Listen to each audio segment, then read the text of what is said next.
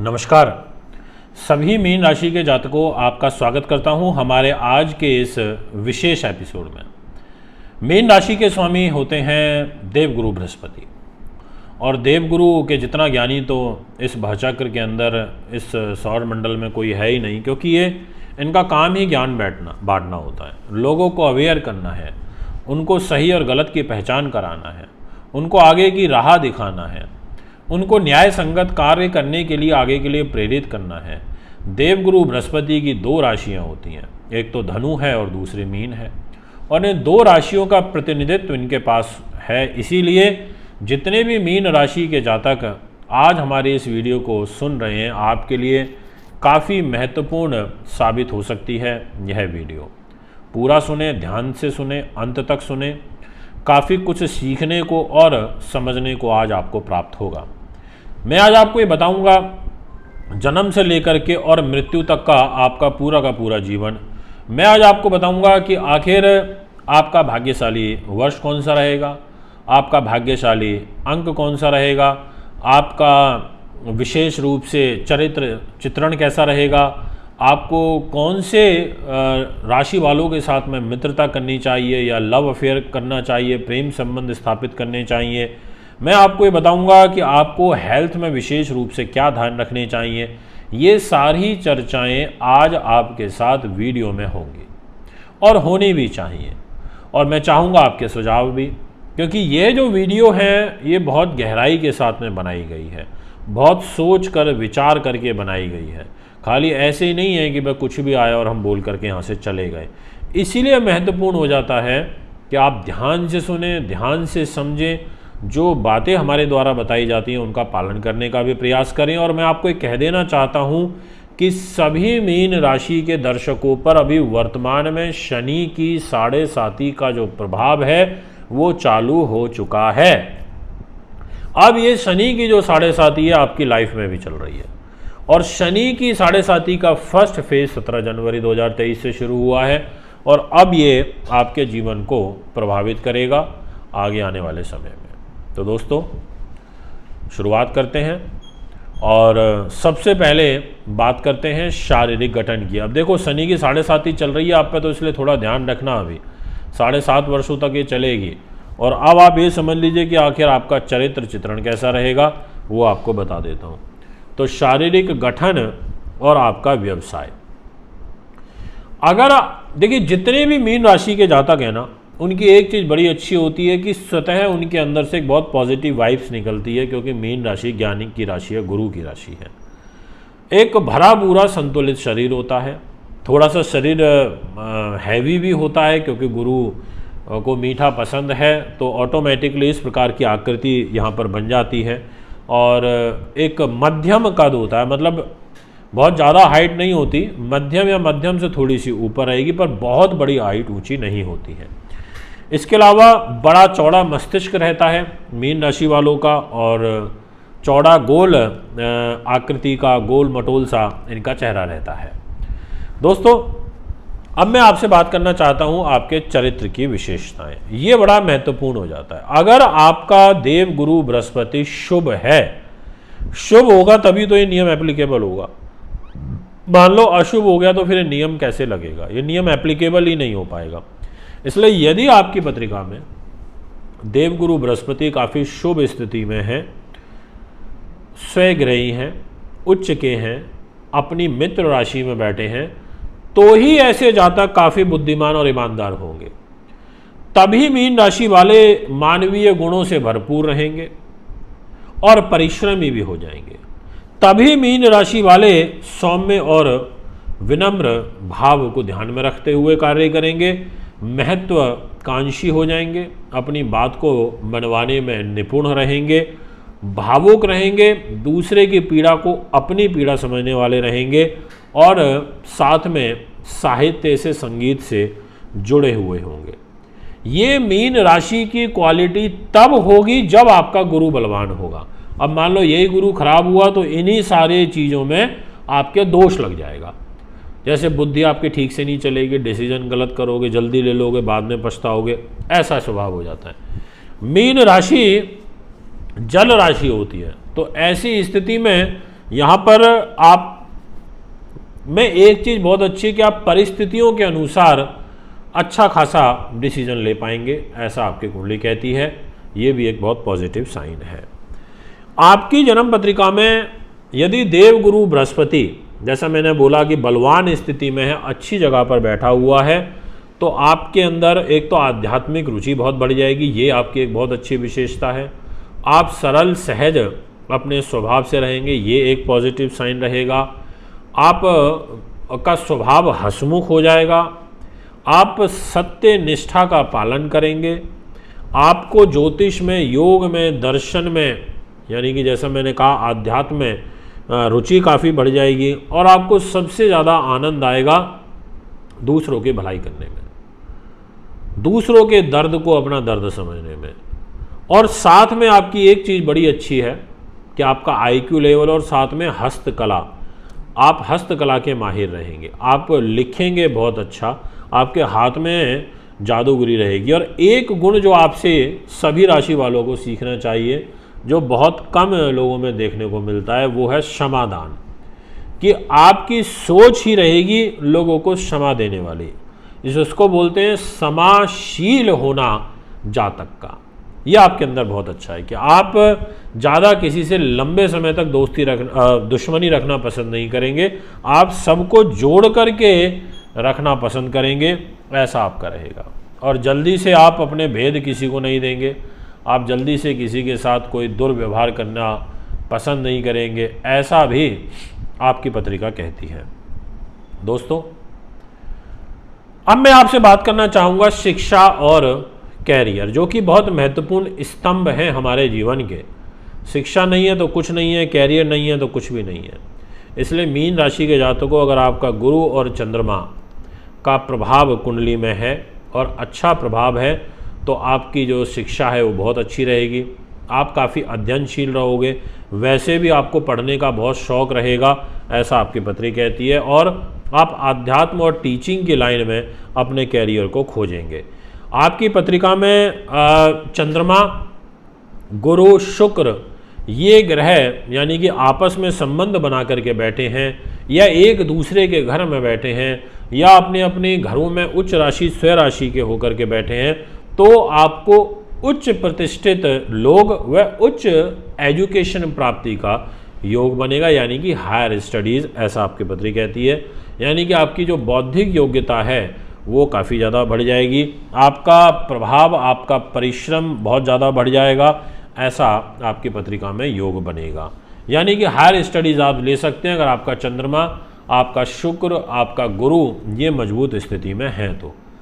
अब यहाँ पर मैं आपसे बात करना चाहता हूँ कि आपके लिए अनुकूल व्यवसाय क्या रहेंगे, क्योंकि ये व्यवसाय वाला मैटर ऐसा है कि हर कोई आज की डेट में चाहता है कि हमारा अच्छा व्यवसाय रहे और अच्छे स्तर पर रहे।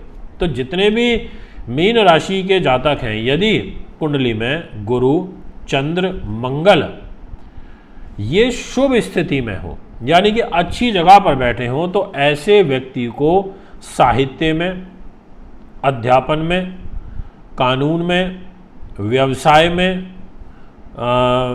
जो डॉक्टर होते हैं वैद्य, इसमें यानी कि मेडिकल लाइन, मेडिसिन्स में, धर्म के क्षेत्र में, बैंकिंग में, राजनीति के अंदर, लेखन के अंदर, पत्रकारिता जगत के अंदर, कर्मकांड, ज्योतिष, पंडिताई, केमिकल्स का, ऐसे काम करना बड़ा अच्छा रहेगा और काफ़ी अच्छा लाभ ऐसे लोगों को प्राप्त हो जाता है। चंद्रमा का योग बन रहा है गुरु के साथ में, बुध के साथ में, या फिर शुक्र के साथ में, तो ऐसे लोग दूध से संबंधित जो डेली ग्रॉसरी आइटम होते हैं उनसे रिलेटेड काम भी कर सकते हैं।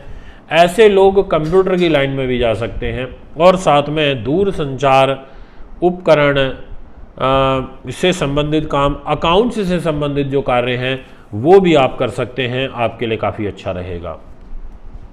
अब यही अगर दुष्प्रभाव में आ जाएं तो फिर दिक्कत आती है। अब मैं आपसे बात करूंगा प्रेम और वैवाहिक सुख, जो बड़ा महत्वपूर्ण है।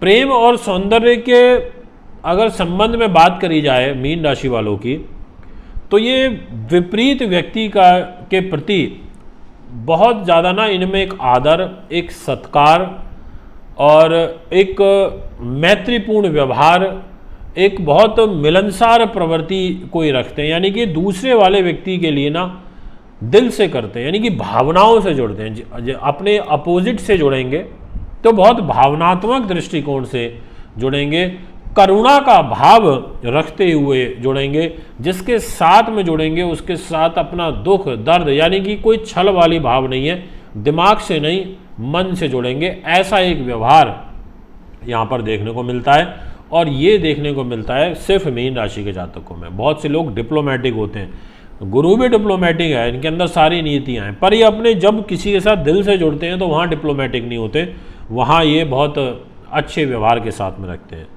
और निश्चित तौर पर इनका जो आकर्षण है अपने से दूसरे व्यक्ति के प्रति बहुत जल्दी होता है। लोग इनकी ओर स्वयं आकर्षित होते हैं, इसलिए इनका सर्कल जल्दी बन जाता है।